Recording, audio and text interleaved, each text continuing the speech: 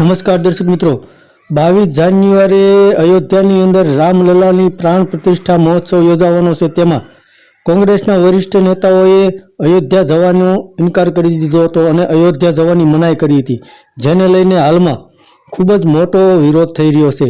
તો કોંગ્રેસના ઉત્તર પ્રદેશના એક મોટા નેતા અને ઉત્તર પ્રદેશના અધ્યક્ષ જ્યારે અયોધ્યાની અંદર જઈ સરયુ નદીમાં સ્નાન કરી અને ત્યારબાદ તેઓ અયોધ્યામાં રામ મંદિરના અંદર ભગવાન શ્રી રામના દર્શન કરવા માટે ગયા હતા, ત્યારે ત્યાં હંગામો મચી ગયો હતો અને અયોધ્યાની અંદર કોંગ્રેસવાળાના જે ઝંડા હતા તેને પણ તોડવામાં આવ્યા હતા અને તેનો ખૂબ જ મોટો વિરોધ કરવામાં આવ્યો હતો। તો હાલમાં જે પ્રાણ પ્રતિષ્ઠા મહોત્સવ યોજાવાનો છે, સમગ્ર ભારત દેશ હાલમાં રામમય બની ગયો છે અને શ્રી રામ ભગવાનની મૂર્તિને લઈને પ્રાણ પ્રતિષ્ઠા મહોત્સવને લઈને ખૂબ જ મોટા પ્રમાણમાં તૈયારીઓ ચાલી રહી છે, ત્યારે કોંગ્રેસનો ખૂબ જ મોટા પ્રમાણમાં વિરોધ પણ થઈ રહ્યો છે એવું દેખાઈ રહ્યું છે। કદાચ કોંગ્રેસ આ રામ મંદિરના મુદ્દે ભૂલ કરતી હોય તેવું પણ દેખાઈ રહ્યું છે। ધન્યવાદ દર્શક મિત્રો।